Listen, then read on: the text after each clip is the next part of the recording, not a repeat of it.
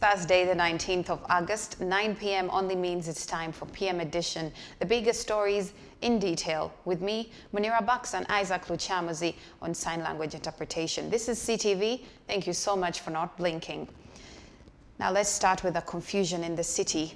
KCCA thought of a plan to decongest the city, but it has turned out unpopular. Boda riders and taxi operators have declined skill centers and Tondeka bus initiative proposed among plans. We have the story. Boda cyclists and taxi operators over the years have been blamed for being the major contributors of traffic and congestion in the city. In order to address this problem, the Kampala Capital City Authority are hell-bent on introducing the Tondeka Metro Bus Initiative to help decongest the city. They also aim at creating skill centers for Boda riders. The move, according to taxi operators, is good, but they need to be involved.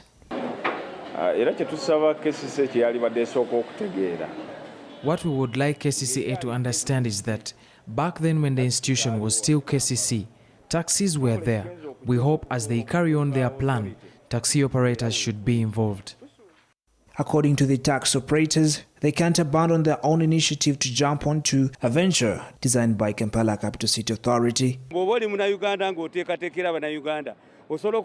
we were a true citizen of Uganda, how could we allow buses owned by 1 or 2 persons to take over jobs for over 2 million people? All we need is competition. As long as they allow that, we will comply. Those in the Boda sector are also saying they will never abandon the job for others. I came from the village to town looking for survival. I never want to be chased away from the city. At this moment, government should ask themselves, why is the Boda man riding a Boda? It gives occupation to those who studied, but were not given jobs by the same government. The taxi operators say that they are not interested in joining the program because it doesn't look promising. The Public Relations Officer for Tondeka Bus Project, Maurice Muchibe, says they are in talks with some of the people in tax leadership. Yeah, it is true that some disgruntled groups from the tax operators are claiming that Tondeka is coming to take their business. But in actual sense, we've had several engagements with them, and many of them are already working with us, except a few who have not settled down. They're having leadership issues. But for us, we are basically waiting for whoever is ready to come and join us, and we go on to serve the public as far as transport is concerned. Kampala Capital City Authority spokesperson Daniel Nwabine had this to say on the matter. For example, we have the Boda industry. There are so many people in this industry, and it is attracting more and more people. Yet there are other skills that could be acquired. They say hand skills, service skills, which can be used to provide alternative employment. Now, once we have people skilled, then we can have a diversity. Kampala Capital City Authority says the Tondeka Bus project is expected to kick off in 2022, and they plan on bringing over 1,000 buses. The current statistics in the city indicate that there are over 15,000 taxis in the city alone. Story by Chris Semali Musimakula for CTV, PM Edition. It was once renowned as the food basket, but the fortunes have sunk. The President Yoweri Museveni today listened to calls by civil society advising investment in agriculture research as the solution. Take a look. The Food System Summit held at Kololo Independence Grounds is one among many that have been held across the country. In attendance was the Prime Minister of Uganda, Robin Anabanja, cabinet ministers and delegates from the United Nations. Speaking at the event, President Yoweri Museveni urged the United Nations to intervene and help find permanent solutions to pests and diseases which have been the major challenge to the food systems. Let the world focus on this. How do we solve these ticks and other parasites and pests, and to do so organically? Other challenges highlighted that are affecting agroeconomy included poor seedlings, lack of markets, post-harvest losses, and transportation, among others. We have got very many research institutions for all major crops, where the research institutions have developed for us the good seeds.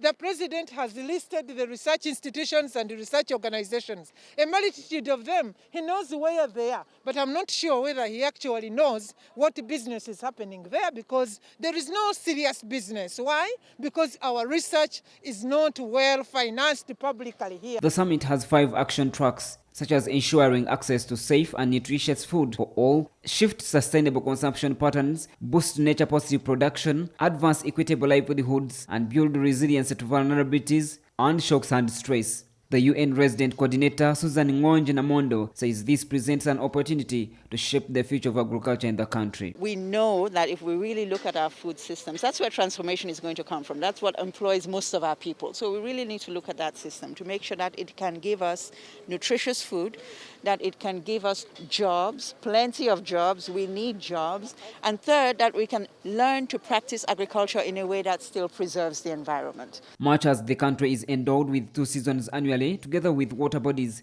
sections of communities have at one moment lacked food, something that bothers not just the Prime Minister, but also the President. The key issues which we must include: 1, underexploited food production potential and wastage.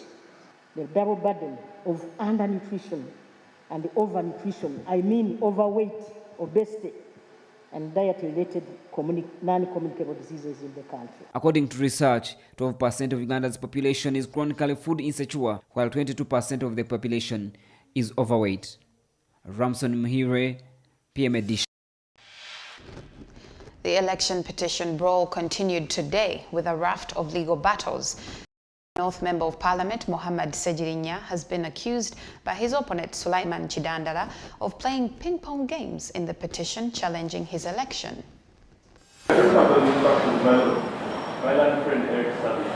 Appearing before Justice Henrietta Wolayo for the pre-trial session, Electoral Commission lawyer Edwin Tebaro urged that Kawempe North MP, who was then disposed in Chichada prison, was never issued a notice by Chidandala's lawyers. After hours of legal wrestling, Justice Wolayo adjourned the matter to enable parties settle the notice query before the matter can be fixed for hearing. Chidandala's lawyer, Kenneth Pokakande, insists that Segirinya is arm-twisting the judicial processes. We are also aware that the first respondent is now processing visa to run out of the country to go to Germany, feigning sickness, so that if court makes another order of service, he's not in the country. Unfortunately, they did not serve him, and he has sworn an affidavit saying he did not receive the petition. So as we stand now, and as we know it, there is no petition against a member of parliament for Kawempe North. The Electoral Commission, also a respondent in the suit, claims Segirinya intends to invade justice. The stakes are high on this case since Sulaiman Chidandala objected Segirinya's victory. The petitioner says he has paid with threats. Big people in government calling you, please pull out this. We have interest. Everyone is interested in this matter. Security organizations are interested in this matter. Everyone. So, I don't know. Sulaiman Chidandala, who came second in the Kawempe North January poll behind eventual winner Mohamed Segirinya. Chidandala then queried the victor's academic qualifications. It is the similar petition in a case where businessman Mokesh Shukuru petitioned Nakawa West Member of Parliament Joel Senyonyi. Justice Isaac Muata has held pre-trial session. The petitioner has notified court to amend the suit, a move Senyonyi objected. It's quite irregular that you first file an amendment outside time, then you seek leave thereafter. And that's why we think this is an abuse of court process. And at an appropriate time, we shall pray that all those matters are thrown aside. According to the law, there is no petition unless the first respondent is served. Question is, was Segirinya served or not? Flavia Ninkuze, CTV, PM Edition. To another issue of national concern, doctors at the Uganda Cancer Institute have reported an increase in cases of cancers among children. The spike is related to mixed childhood illness. That's according to the institute. We have the expose.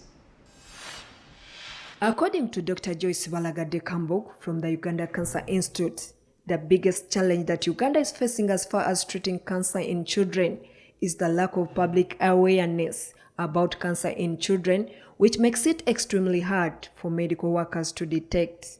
Cancer in children is different because one, it is highly curable when diagnosed and treated appropriately.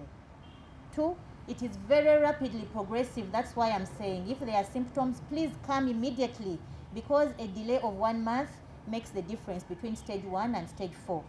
So it progresses very, very rapidly and must be addressed. And then three, cancer in children is not preventable, unlike in adults, and it cannot be screened for. Dr. Kambog says the success rate of treating cancer stands at 50% in adults, while that of children stands at 80%, noting that children respond better to cancer treatment compared to adults.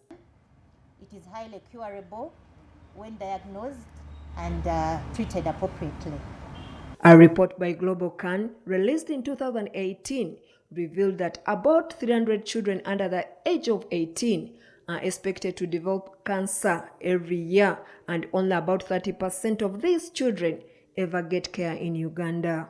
This afternoon at the Uganda Media Center, the State House Monitoring Unit, tasked with fighting corruption, made an assurance to Ugandans that there are enough COVID vaccines in the country, as it was stated in the news by the World Health Organization on Wednesday. Fiona Abassa, spokesperson for the State House Monitoring Unit, spoke out on the matter. I urge you to tell the public, those that have received vaccines for COVID-19 from government designated places, they received the right vaccine.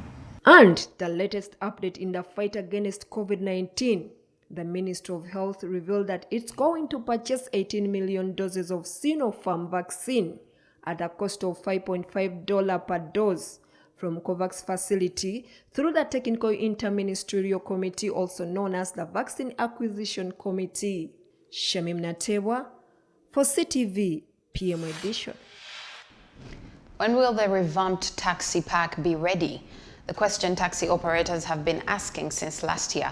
The body points a finger at the dispute among landlords delaying access to their working centre.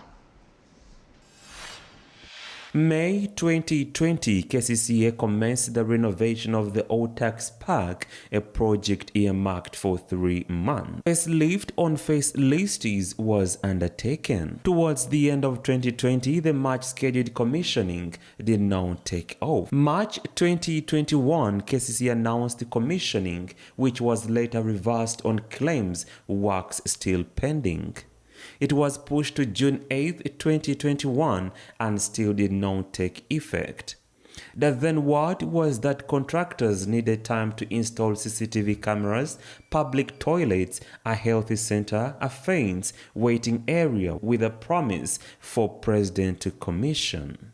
Incensed by the delay, tax operators previously stormed the park, causing a fracas.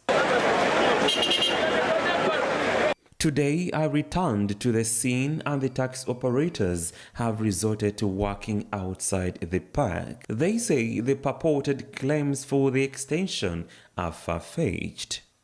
KCCA is just assuming that they need to construct a public toilet, health center. At least the fence is necessary, because where I'm standing, one can slip and fall down. But at this time, if they needed to build a fence, by now it would be done. This park has been here for more than a year, and we have our own toilet there. They don't allow us to access it, not even going through it. Yet for us, we see it's ready compared to this place we are working from. This place is worse than what they think. Our toilet is already in there. We have been paying our 200, and we are ready to keep paying it. Chairperson Uganda Transport Development Agency Mustafa Mayambala points to a landlord's query. Is not operational now.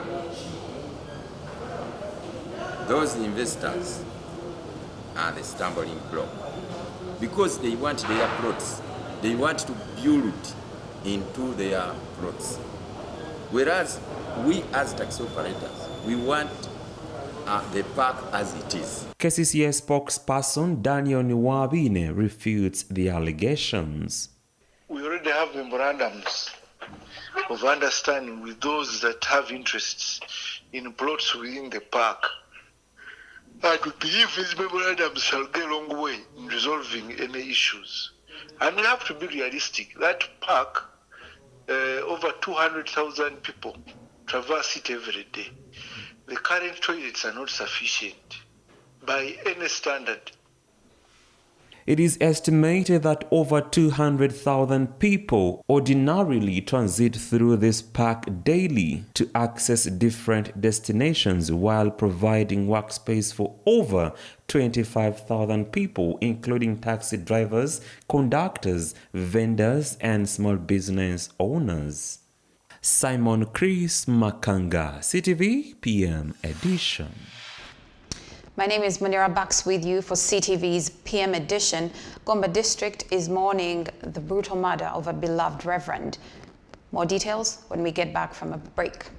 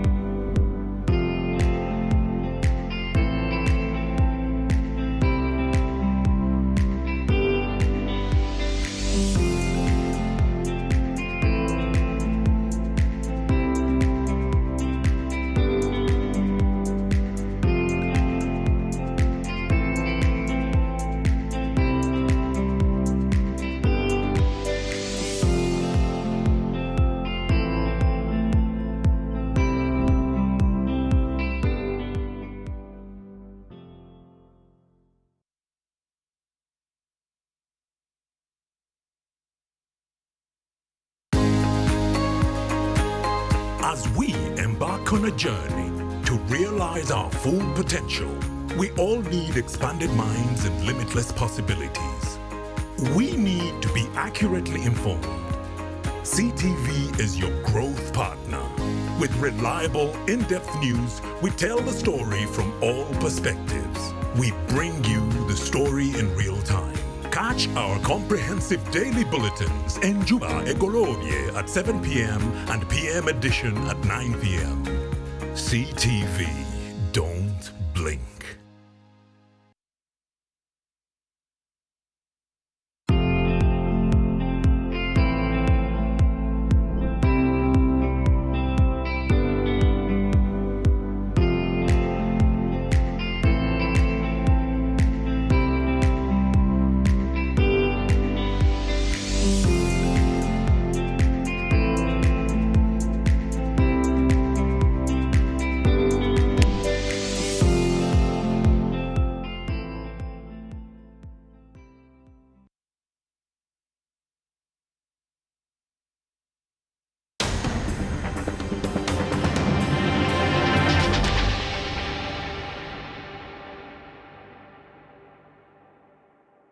You're still watching CTV. This is PM Edition. My name is Munira Bax. Now on the issue of KCCA decongesting the city, I have with me Mr. Mustafa Mayambala, the chairman of Uganda Transporters Development Agency, to give me a few insights on why riders and drivers are finding it hard to embrace these new developments. Mr. Mayambala, good evening. Thank you for speaking to us.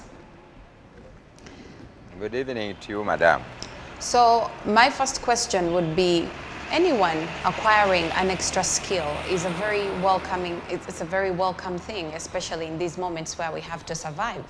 Why are drivers finding it hard to embrace skill centers that KCCA is trying to put out?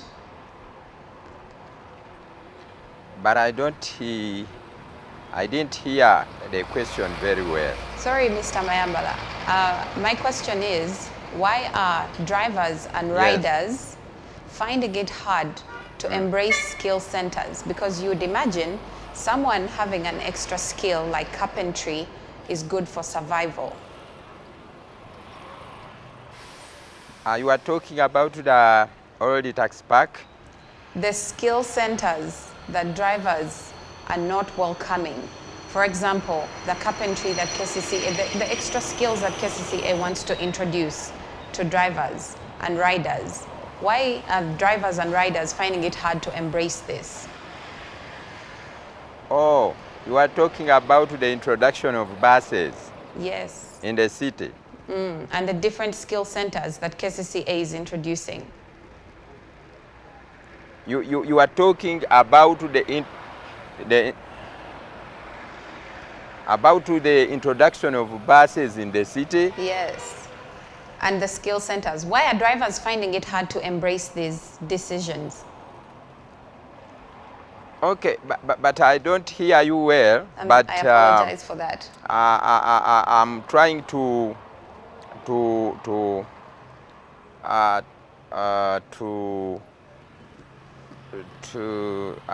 your question, to put your question like this, that the taxi drivers and the riders are not welcoming the idea of KCCA to introduce the buses to transport people in the city.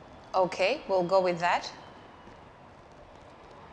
If it is the question is in that direction, for me, I think in any kind of society, people fear changes. That's why you find the taxi drivers and the riders, they fear changes which is coming to our city or to our country. But for us as leaders, the government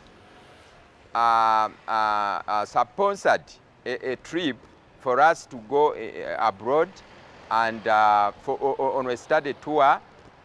Recently, we were in South Africa. We saw different atmosphere, which is different from ours here. In South Africa, they made arrangements, and the transport system is better than ours here in Uganda. So for us as leaders, our task is to mobilize our people to see where the world is going. So now when you hear taxi drivers and riders fear the arrangements of KCCA, it is not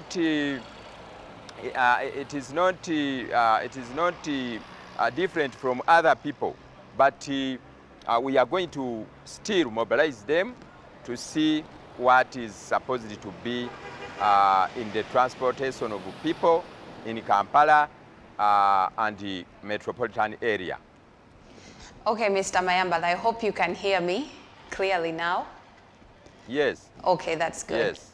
So you've spoken of the South African transport system, but for a transport system to be in order, things like traffic rules have to be obeyed. But KCCA says that drivers have a certain level of misconduct. Now you as leaders, how are you making sure that drivers obey the rules that were put by KCCA to make sure that the city is not in chaos?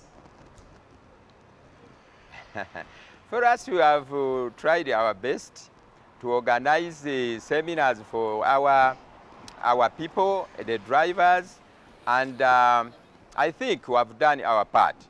But the main problem here in the city, we don't have the infrastructure, enough infrastructure. The roads are very poor. So KCC and the government, they have a task to see that they construct roads, infrastructure to be good, so that the drivers can behave well on roads which is built well. Even the roads brings in discipline in the drivers and the conductors and the riders. Thank you very much, Mr. Mayambala, for your time. That's Mr. Mayambala, the chairman of Uganda Transporters Development Agency. Now back to PM Edition. In a sad turn of events, Gomba District is reeling from a murder of a Reverend Father Josephat Kasambula of Chiinda Mitiana Diocese. Police says the Reverend was brutally murdered on Wednesday evening at Lukunyu village in Gomba District near Mamba landing site on Lake Wamala, where he had gone to visit his farm. Reverend Father Josephat Kasambula was reportedly stabbed to death by Vincent Katumba, the person who was illegally occupying his land. Police are now trying to trace the whereabouts of Katumba, who fled after committing the heinous act. It is alleged that on 18th, the deceased had gone to check on his land. Someone was staying in his house and using his land. On approaching him, instead, the suspect got annoyed and got a sharp knife and stabbed the deceased at the back. Father Kasambula died at the age of 68 and was a curate at Ramata Parish in Chiboga District. Police in Gomba are now actively looking for the suspect. This incident took place in Lukunyu village, Gomba District, near Mamba landing site on Lake Wamala, where the priest had gone to visit his land. Very heartbreaking news. Now for PM Edition Business, while the banking institutions have been slowed due to the pandemic, customers and shareholders registered gains. Development Finance Company Uganda DFCU customers saw yields in credit portfolios. The figures indicate resilience of banking institutions amidst the pandemic.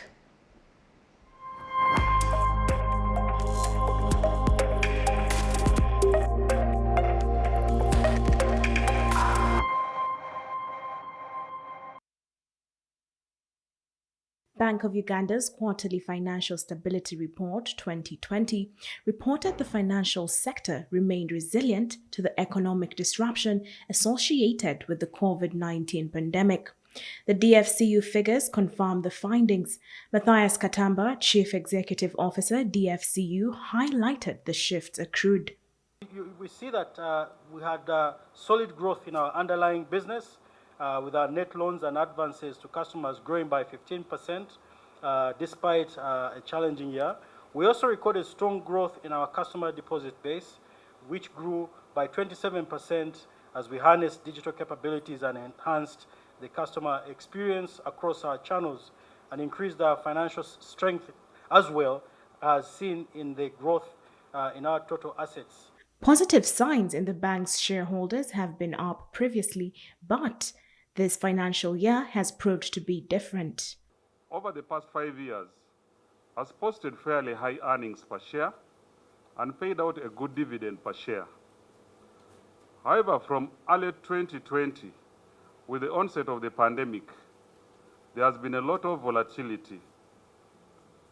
And having gone through 2 waves of the pandemic, the second one of which was worse than the first one, there is need to be fully prepared for the uncertain times and preserve capital to see us through any eventualities.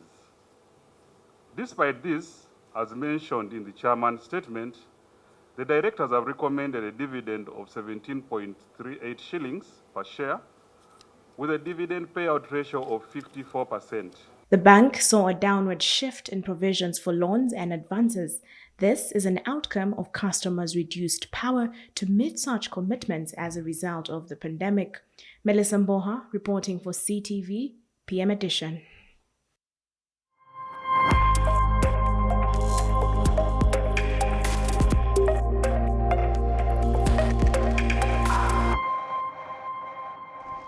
Away from the country on PM Edition tonight, Rwanda has announced that a verdict is due this week in a terrorism trial against Paul Rusesabagina, the Hotel Rwanda hero turned government critic, or rather a villain.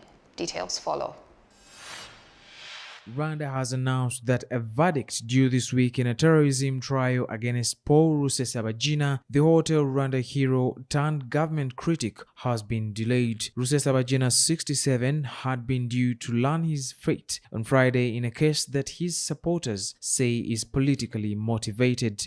Prosecutors have sought a life sentence for Rusesabagina. The Rwandan judiciary said on Twitter, revealed that the verdict against Rusesabagina and his co-accused will not be delivered as scheduled on Friday, but a new date will be announced that day. Kagame's government accuses Rusesabagina of supporting the National Liberation Front, FLN, a rebel group which is blamed for attacks inside Rwanda in 2018 and 2019 that killed 9 people. Kenya's President Uhuru Kenyatta has extended the ongoing nationwide curfew for another 60 days, citing escalating COVID-19 infections. In a statement on Wednesday, the head of state further lifted the differentiated curfew hours and specific restrictions for the previously identified COVID-19 hotspots of Kisumu, Siaya, Homa Bay, Migori, Busia, Kakamega, Vihiga, Bungoma, Kisii, Nyamira, Kericho, Bomet, and other counties. The counties will now observe the nationwide curfew prescriptions of 10 p.m. to 4 a.m. President Kenyatta further suspended all physical public gatherings and meetings, including political rallies, campaign meetings for impending by-elections. He urged Kenyans to strictly follow the COVID-19 containment protocols and get vaccinated following a spike of infections and deaths. Here's an update on what's happening away from the continent with our international roundup. Hundreds continue to flee Afghanistan, fearing the Taliban onslaught. But those who will stay, not all is lost. The United Kingdom is reaching out. And in Tokyo Paralympics, a COVID case has sent panic in the games.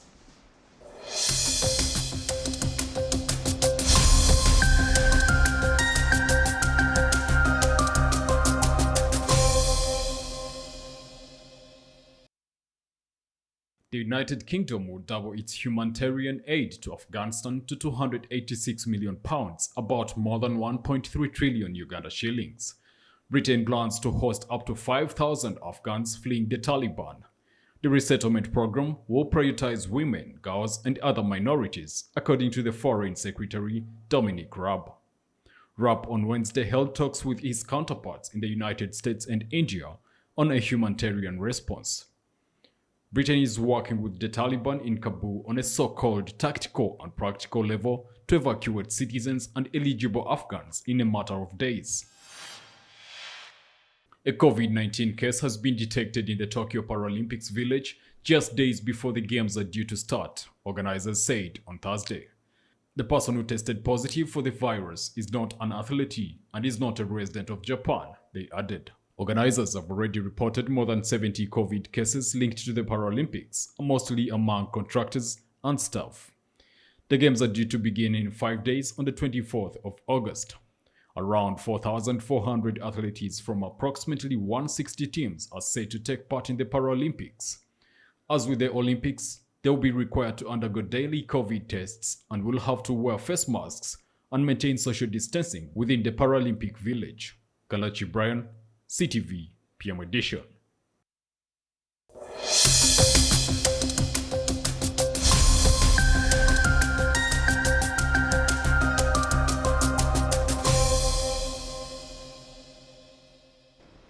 The Silverbacks are currently in Kigali for the Afro Basketball Championships, but the big question has been their state of preparedness because they didn't receive the funds they needed to camp in Egypt for proper training. But we've spoken to their captain, and we have the details when we get back after the short break in our Sports on PM Edition.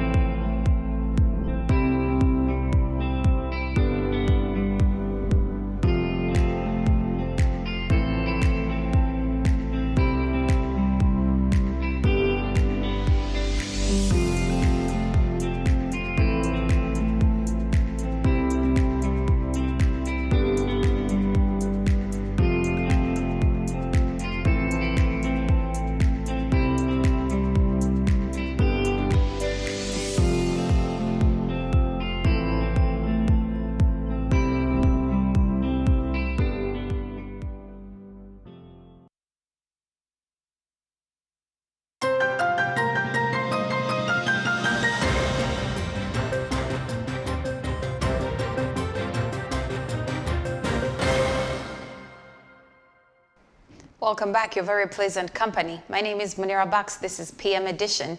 Now for our sports. Silverbacks, the men's national basketball team, safely landed in Rwanda ahead of the Afro Basketball Championships. Now the real work starts. We spoke to the skipper, Jimmy Enabu. We're excited. We're happy to be here. Obviously, leading to this, leading to us coming here for the tournament. Preparation for the tournament hasn't been so easy, but we're here. Our mindset is that we have to focus on the task at hand. So we're generally in the right mindset. I think we're on track to do what we need to do. So still coming into this competition, we don't want to have the pandemic as an excuse of how we would perform. So we were just ready for the games that are coming. Not too long ago, we were in Morocco, where we competed as a team together. So there is a few things that we're riding on, leading to our first game in the AfroBasket. So I don't think we are starting from so far behind. We'll just take it one game at a time. I think if we focus on every game at hand, then we shall be able to, achieve more generally. So, from the first game, from the jump, that's where the main focus is, leading to the next one. Express FC defender Murshid Juko and URA's Shafiq Kajimu have joined the Cranes fold in camp. The team is building up to the upcoming FIFA World Cup qualifiers against Kenya and Mali next month. Uganda Cranes defender Murshid Juko and midfielder Shafiq Kajimu have today joined the Uganda Cranes camp and the training session at Philip Omandi Stadium. Recently playing for the reigning Uganda Premier League champions and Sekafa Kagame Club recent winners, Express FC, Juko is part of the local Legion players on the Uganda Cranes team in the preparations for the 2020 FIFA World Cup qualifications.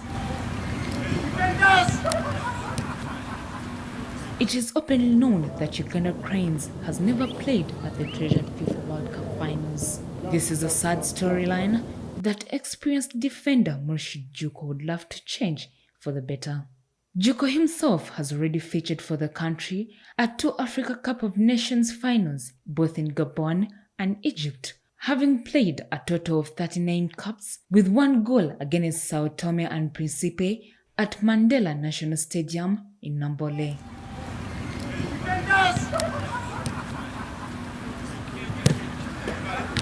URA's Shafiq Kajimu is also ready to work with the team in order to come back victorious. Yeah, our first competitor is going to be Kenya. We are preparing for him. And the technical team are doing their best to put us in terms of fitness levels, because they want to put them at the level. And the competition is very stiff, but we shall all adhere and go by what the technical team tells us. And inshallah, we shall make it. Uganda plans a couple of friendly matches in the Middle East and another build-up against Ethiopia on the 29th of August in preparations for the FIFA World Cup Group E match against Kenya in Nairobi. Rwanda and Mali are the 2 other countries in Group E. Maina Mbalira for CTV PM Edition.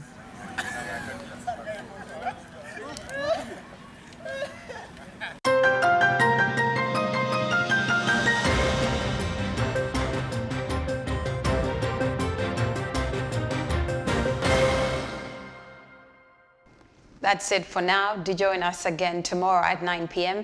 Melissa Mboha will be here for PM Edition. Isaac Luchamazi was on sign language interpretation. My name is Munira Bucks. Good night.